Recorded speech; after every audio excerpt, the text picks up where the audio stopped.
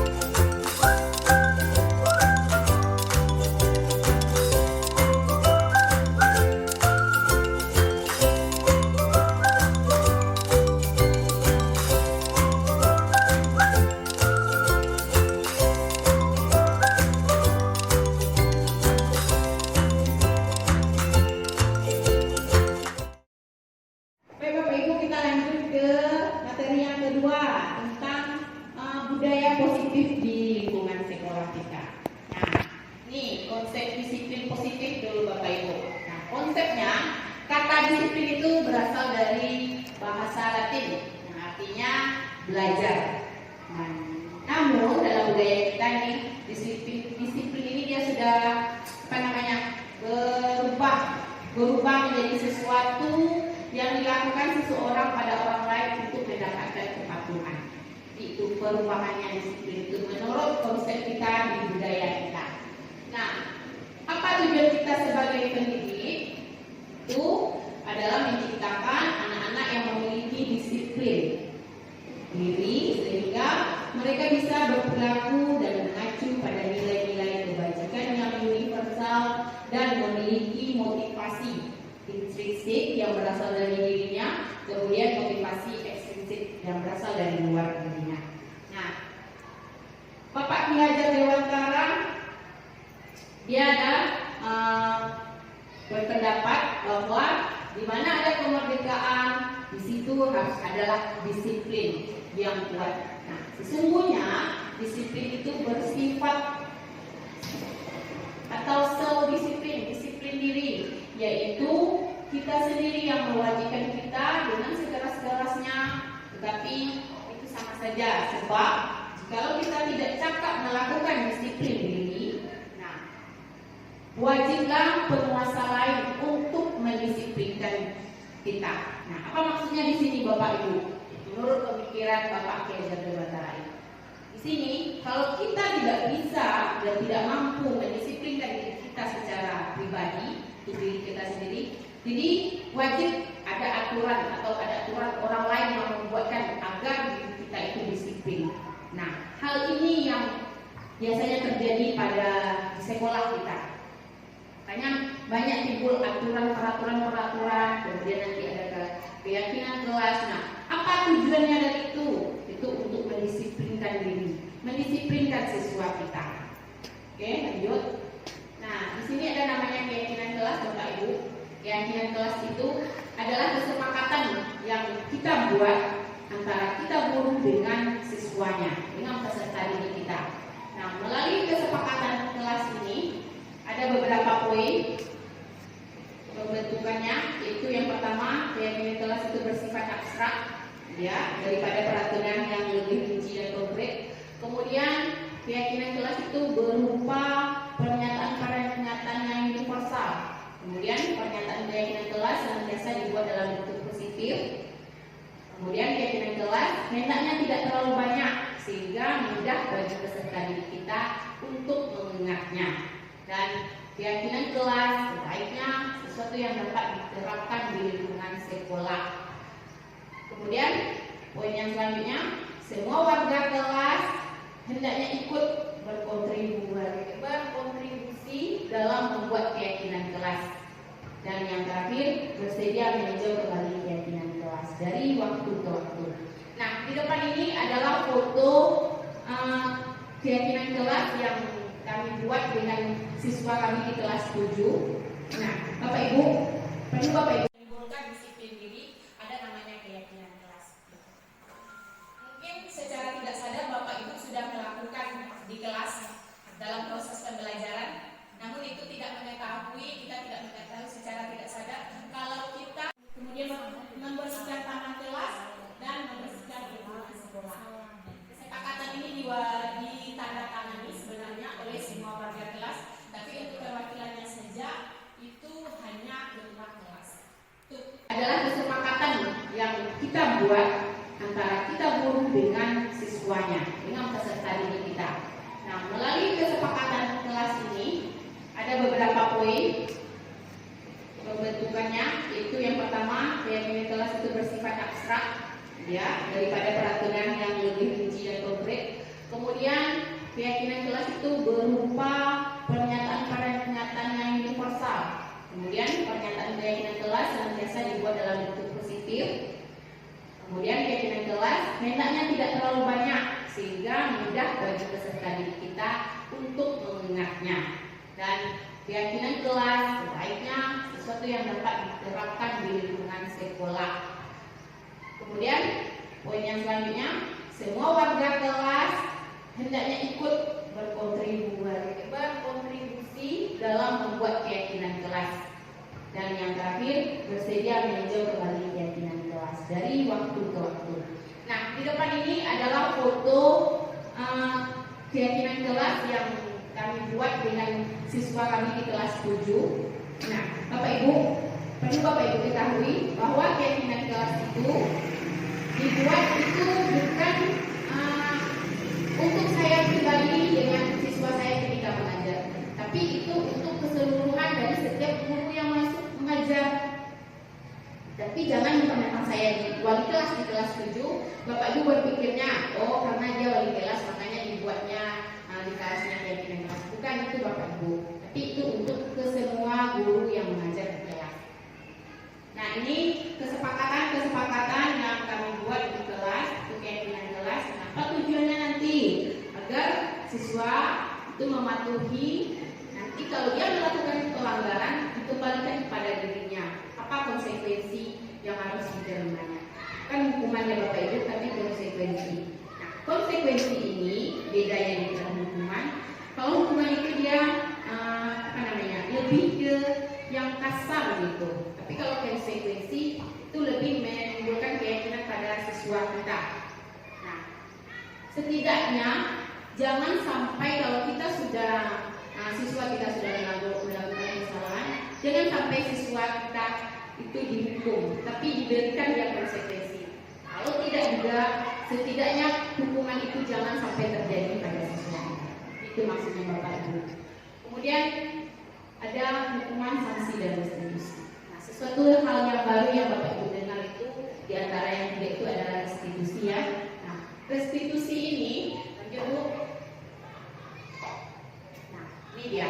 Ada tabel perbedaan antara hukuman, konsekuensi dengan restitusi. Kalau hukuman atau sanksi itu sudah biasa kita lakukan ya Pak Ibu. Nah, seperti siswa kita terlambat, nanti dia kita hukum, mau kita apakan dia.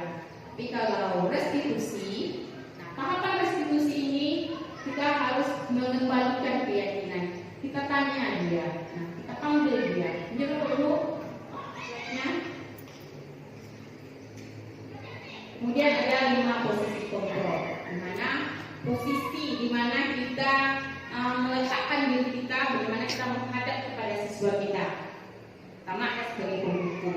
Nah, di mana posisi kita sebagai penghukum itu seperti yang tadi, kalau siswa kita terlambat kita hukum dia dengan perkataan-perkataan, kamu terlambat, kamu harus melakukan ini. Berarti kita memposisikan diri kita itu sebagai penghukum. Kemudian kita membuat orang merasa bersalah. Orang merasa bersalah, misalnya seperti ini. Bagaimana kamu hari ini? Kenapa kamu terlambat? Kamu tidak tahu ya? Kalau banyak urusan yang saya kerjakan selain harus mengurus kamu karena kamu terlambat. Jadi dia akan merasa bersalah siswa kita. Karena kita telah, karena dia terlambat. Seolah-olah kita banyak pekerjaan, mengganggu kita ya, membuat dia merasa bersalah atas perkataan yang kita keluarkan itu. Jadi kita memposisikan kita itu sebagai pembuat bersalah. Kemudian kita memposisikan sebagai teman. Nah, kalau sebagai teman ini kita netral posisinya, mana kita memberi semangat kepada dia. Itu posisi kita sebagai teman. Kemudian sebagai monitor atau pemantau. Dan yang kelima posisi kita sebagai manajer atau monitor. Ini 5 posisi kontrol yang ada pada keyakinan kelas. Lanjut Bu, lanjut. Nah, kemudian ada 5 kebutuhan dasar manusia. Yang pertama kebutuhan untuk bertahan hidup atau survival. Kemudian yang ketiga kebutuhan freedom atau kebebasan. Kemudian cinta dan kasih sayang atau love and belonging. Dan yang keempat itu ada kesenangan dan fun, dan yang kelima ada kekuasaan. Nah, 5 kebutuhan dasar manusia ini sekali terjadi pada siswa kita. Ya, apa yang ingin dia dapatkan dari kita sebagai gurunya? Mungkin dia ingin butuh kasih sayang, maka dia mencari-cari perhatian. Misalkan di dalam kelas dia mungkin berkeliaran, kemudian jalan dari sana kemari. Tujuannya dia melakukan itu, dia ingin mendapatkan perhatian dari kita sebagai gurunya. Mungkin yang seperti orang bilang sekarang itu MPO ya Bapak Ibu. Tapi apa? Dia ingin mendapatkan kasih sayang, ini diperhatikan. Jadi itu contohnya Bapak Ibu. Jadi dia memerlukan kebutuhan cinta dan kasih sayang. Oke, lanjut. Kemudian menanamkan disiplin positif melalui restitusi. Ini tadi Bapak Ibu, sesuatu hal yang baru Bapak Ibu dengar itu restitusi. Restitusi adalah proses menciptakan kondisi bagi murid untuk memperbaiki kesalahan mereka sehingga mereka bisa kembali kepada kelompok mereka. Maksudnya di sini setelah dia melakukan kesalahan, setelah kita lakukan tahapan restitusinya, mengembalikan keyakinan diri kepada siswa kita. percaya diri lagi setelah kita lakukan tahapan restitusi tadi. Kita mendukung anak dengan cara karditnya, kemudian menunjuk-nunjuknya itu dengan agak kasarnya seperti itu, Bapak Ibu. Itu diri kita itu diposisikan sebagai penghukum. Nah, yang kedua kita sebagai pembuat merasa bersalah. Contohnya berceramah dan mengatakan, seharusnya kamu tidak melakukan itu. Ibu kecewa terhadap kamu. Kembali kepada kelompok mereka. Maksudnya di sini, setelah dia melakukan kesalahan, setelah kita lakukan tahapan restitusinya, mengembalikan keyakinan diri kepada siswa kita. Dia merasa percaya diri lagi setelah kita lakukan tahapan restitusi tadi. Contoh, siswa kita ada ini yang berkelahi atau apa namanya, bakar-bakaran sama kawannya di kelas sama Bapak Ibu, kebagalui-galui. Nah, kemudian ketahuan ini sama gurunya. Kemudian kita panggil dia, kita tanya, kenapa kamu misalnya dia mencubit-cubit temannya? Kita tanyakan alasannya kenapa dia ingin mencubit temannya. Nah, setelah kita tanya-tanya, kita kembalikan ke dia. Nah, apa yang kamu harapkan setelah kamu melakukan ini? Tentu jawabnya tidak ada, Bu, katanya.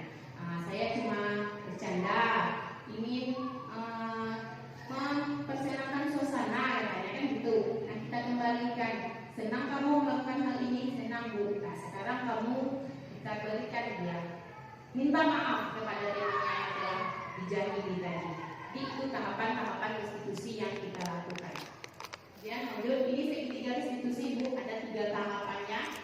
Mulai dari menstabilkan identitas, kemudian memvalidasi tindakan yang salah, dan yang terakhir menanyakan keyakinannya. Itu mengembalikan keyakinan. Dengan setelah dia melakukan kesalahan, siswa kita kembali kepada teman-teman itu sudah tambah diperolok-olokkan. Itu salah, Bapak Ibu. Tapi setelah dilakukan restitusi, dia semakin yakin dirinya kalau manusia itu juga pernah melakukan kesalahan. Itu jadi maksudnya, Bapak Ibu. Nih, contoh saya melakukan tindakan restitusi kepada siswa itu pada kelas 7. Foto-fotonya, Bapak Ibu, nih. Nanti, Bu. Nah, ini tindakan tahapan-tahapan restitusi yang saya buat. Bu. Oke, jadi itu Bapak Ibu tentang budaya positif di lingkungan sekolah kita. Poin-poinnya. Semoga Bapak Ibu paham dan mengerti dalam sesi pembahasan guru penggerak ini.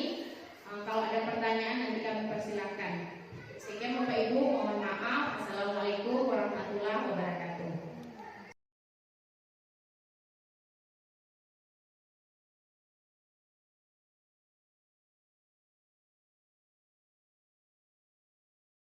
Pengarahan ya. Jadi ada tadi menambahkan ada untuk biasanya ada kesepakatan keras. Ya.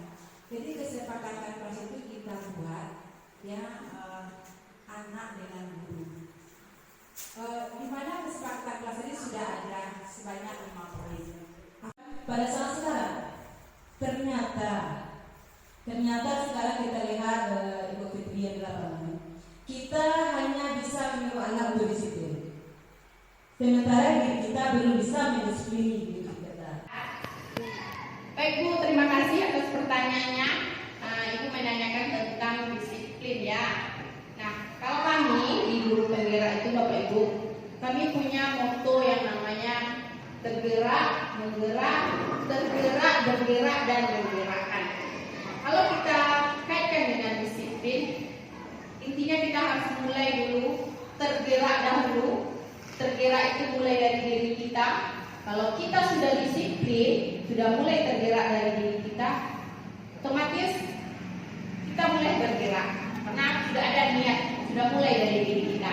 Mulai bergerak, kita melakukan disiplin itu. Nah, setelah kita bergerak, otomatis nanti dari teman-teman dan lingkungan sekitar kita akan melihatnya. Kita sudah bergerak nih, kita sudah melakukan hal-hal positif di sekolah kita. Nah, otomatis karena teman-teman dan lingkungan sekitar kita sudah melihat, banyak sedikitnya mungkin mereka akan merasa tergerak pula. Nah, dari sana kita sudah menggerakkan orang lain. Nah, kita memberikan imbas yang positif kepada teman kita dengan mulai dari diri kita mulai dari diri kita sendiri tadi. Jadi itu Bu Evelina, kalau kita ingin menerapkan disiplin, mulailah dari diri kita. Nah, mulai dari kita sudah tergerak, maka kita bergerak dan menggerakkan orang lain. Terima kasih Bu.